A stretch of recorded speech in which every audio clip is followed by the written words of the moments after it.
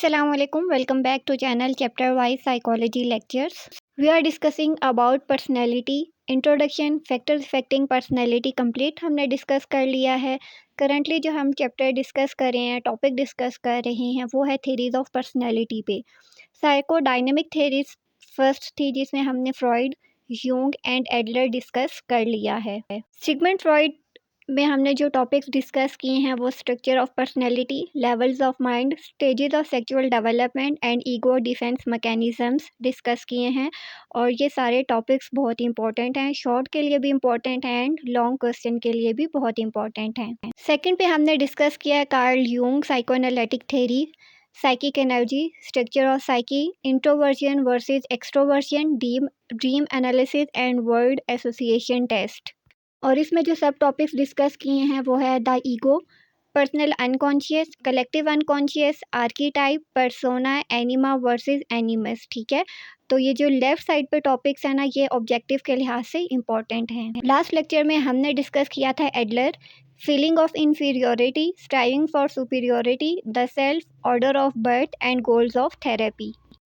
आज हम next theory start करेंगे जो कि है the trait theory. Type and trait perspective. अब टाइप एंड ट्रेट थेरीज के अकॉर्डिंग पर्सनैलिटी जो है ना, वो डिफ़ाइन होती है जो लोगों के डिफरेंट ट्रेट्स होते हैं उसकी बेस पे. ठीक है, the traits are relatively stable characteristics of persons होते हैं. ठीक है, stable characteristics mean permanent characteristics हम कह सकते हैं, बैलेंस्ड कह सकते हैं, स्ट्रॉन्ग और सॉलिड का वर्ड भी हम यूज़ कर सकते हैं.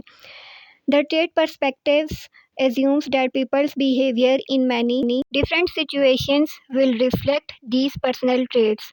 Furthermore, this approach assumes that the appropriate way to study personality is to measure the amount of various traits which people possess. Here we will discuss type and trait theories. ठीक है, तो सारी चीज़ें according to type and traits theories के according के individual जो characteristics poses करता है, जो उसके करेक्टरिस्टिक्स स्टेबल होते हैं, स्ट्रॉन्ग होते हैं, परमानेंट होते हैं, वो उसकी पर्सनैलिटी को रिफ्लेक्ट करते हैं. फर्स्ट पे हम टाइप थेरीज डिस्कस करेंगे और सेकंड पे हम ट्रेट थेरी के बारे में डिस्कस करेंगे. अब टाइप थेरिस्ट जो हैं उनका ज़्यादातर फोकस जो है वो ग्रुप ऑफ पीपल होता है रेदर देन ऑन इंडिविजुअल्स. ठीक है, such a theorist would hold at active and passive people from two groups and those members of each group shares many similarities. Theories के according active और inactive जो दो groups में से लोग होते हैं और हर ग्रुप में से जो मेंबर्स होते हैं उनमें सिमिलरिटीज़ होती हैं, सिमिलर ट्रेट्स पाए जाते हैं. वन रिप्रेजेंटेटिव टाइप थेरी जो है वो प्रपोज की थी कार्ल जी यूंग ने, और इसने क्या आइडिया दिया था कि लोगों को दो ग्रुपों में रखा जा सकता है जो कि बेसिक्स हो सकते हैं. फर्स्ट पे इंट्रोवर्ट और सेकंड पे एक्सट्रोवर्ट. ठीक है, अब आपको याद होगा कि हमने पढ़ा था extroversion versus introversion of by Carl Jung. ठीक है, और इंट्रोवर्ट जो हैं वो अपने सेल्फ की तरफ उनका ज़्यादा फोकस होता है और उसके अलावा शाय होते हैं और मोर विड्रॉन होते हैं, केयरलेस होते हैं दूसरों के एक्सपीरियंसेस के बारे में. जबकि एक्सट्रोवर्ट्स जो हैं वो सोशल होते हैं, रिलैक्स होते हैं, चेयरफुल होते हैं और दूसरों लोगों के साथ उनको वो जो है वो हैप्पी रहते हैं. ठीक है, इंट्रोवर्ट जो हैं वो अपनी लाइफ में अपनी दुनिया में रहना पसंद करते हैं, जबकि एक्सट्रोवर्ट जो हैं उनकी ज़्यादातर लाइफ क्या होती है, सोशल लाइफ होती है. अब यूं के अकॉर्डिंग लिबिडो इमरजेंसी जो है वो एक्सटर्नली अगर डायरेक्ट होगी तो एक्सट्रोवर्जन होगी, एक्सट्रोवर्ट पर्सनैलिटी होगी, और it can be directed inward called introversion. ठीक है, और अगर इनवर्ड की तरफ होती है तो उसको हम कहेंगे कि ये बंदा जो है वो इंट्रोवर्ट है. पहले हमने टाइप थेरीज पढ़ी है. टाइप थेरी ने क्या कहा, ग्रुप ऑफ पीपल पे फोकस किया और उसने कहा कि कुछ लोग जो है एक्सट्रोवर्ट होते हैं और कुछ लोग इंट्रोवर्ट होते हैं. अब ट्रेट थेरी पे अगर हम बात करें तो ट्रेट थेरी कहती है कि एक इंडिविजुअल जो है वो कितने करेक्टरिस्टिक्स पोजेस करता है, कितने करेक्टरिस्टिक्स उसमें होते हैं. Kettles basic personality traits. Cattle ने आर्ग्यू किया कि ये बहुत ज़्यादा इम्पॉर्टेंट है कि वो वेज फाइंड आउट किए जाएँ, वो तरीके फाइंड आउट किए जाएँ जिससे हम पर्सनैलिटी ट्रेट्स को मेजर कर सकें. ठीक है, तो कैटल ने two different kind of traits कहा है कि वो इंडिविजुअल में होते हैं. फर्स्ट वो होते हैं जो सरफेस ट्रेट्स होते हैं और दूसरे जो हैं वो डीपर सोर्स ट्रेट होते हैं. सरफेस ट्रेट्स जो है ना वो आपके बिहेवियर में उसका रिफ्लेक्शन शो हो जाता है, जैसे क्यूरियोसिटी है, अल्ट्रुइज्म है और रियलिज्म है.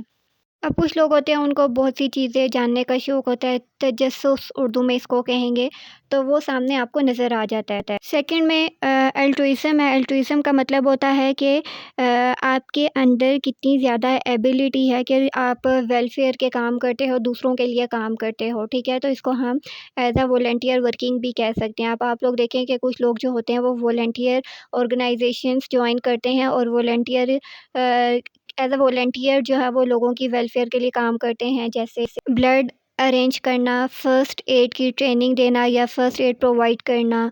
और उसके अलावा भी इस तरह के बहुत से काम हैं जो लोगों की ट्रेड्स होते हैं, लोगों में एबिलिटी होती है कि वो लोगों के वेलफेयर के लिए काम कर सकें। सेकंड में डीपर सोर्स ट्रेड्स होते हैं। ये वो ट्रेड्स होते हैं जो कि सरफेस ट्रेड्स को राइज़ करते हैं, सपोर्ट करते हैं। फॉर एग्ज़ाम्पल डोमिनेंस और सबमिसिवनेस और ego strength, the capacity to withstand pressure. अब जिस तरह मैंने पहले वॉलंटियर वर्किंग की बात की, ब्लड जो है वो लोगों के लिए कलेक्ट करना और इसी तरह जो है वो वॉलंटियर वर्किंग करना, तो वही लोग कर सकते हैं जिनकी या तो डोमिनेंट पर्सनैलिटी होती है, ओबीडिएंट होते हैं, स्ट्रेस को हैंडल कर सकते हैं। जब ये सारी चीज़ें उनमें होंगी, डीपर सोर्स ट्रेड्स अगर उनके स्ट्रॉन्ग होंगे, तभी वो सरफेस ट्रेड को ईज़िली सपोर्ट कर पाएँगे।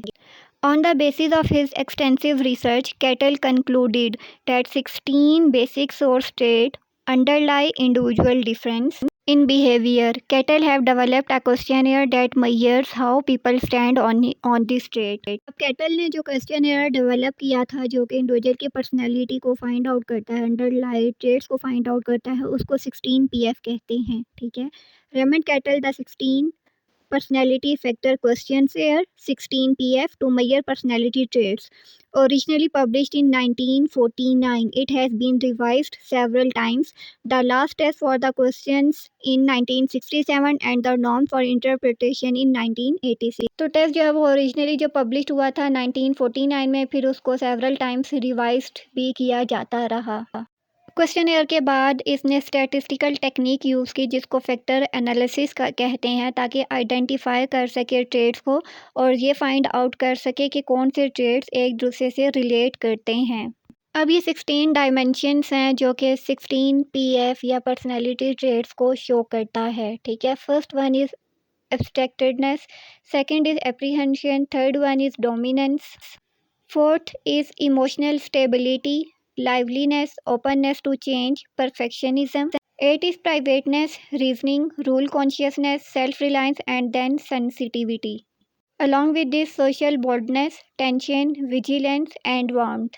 तो ये 16 पीएफ पर्सनैलिटी ट्रेट्स हैं जो कि इंडिविजुअल की पर्सनैलिटी को फाइंड आउट करते हैं कि इंडिविजुअल कॉन्फिडेंट है या नहीं, परफेक्ट है या नहीं, डिसिप्लिन को फॉलो करता है या नहीं, रिलैक्स रहता है डिफ़िकल्ट सिचुएशन में या फिर इम्पेशेंट हो जाता है, सस्पिशियस पर्सनैलिटी है या फिर ट्रस्टवर्दी है। इस तरह एमसीक्यूज़ होते हैं, वैसे ही ये एमसीक्यू टाइप होता है, लेकिन इसमें जो है आपको सिलेक्ट करना पड़ता है, स्टेटमेंट दी जाती है और फिर आपने देखना पड़ता है कि आप इस स्टेटमेंट से एग्री करते हो या नहीं, या फिर आप न्यूट्रल हो, ठीक है? तो इस तरह से करके कैटल ने 16 पीएफ पर्सनैलिटी ट्रेट दिया था जो कि टाइप एंड ट्रेट पर्सपेक्टिव को फाइंड आउट करता है। तो ये हमारी शॉर्ट सी थ्योरी थी जिसने कहा कि इंडिविजुअल की जो पर्सनैलिटी है वो उसके करैक्टरिस्टिक्स जितने भी पॉजेस करती है उस पे रिफ्लेक्ट करती है। इसके अलावा ग्रुप ऑफ पीपल पे इसने फोकस किया कि कुछ लोग जो हैं वो एक्सट्रोवर्ट होते हैं और कुछ लोग इंट्रोवर्ट होते हैं। नेक्स्ट वीडियो में हम बिहेवियर पर्सपेक्टिव को डिस्कस करेंगे। कोई सवाल हो तो कमेंट में पूछ सकते हैं। नेक्स्ट वीडियो में मिलेंगे। Till then take care. अल्लाह हाफिज़।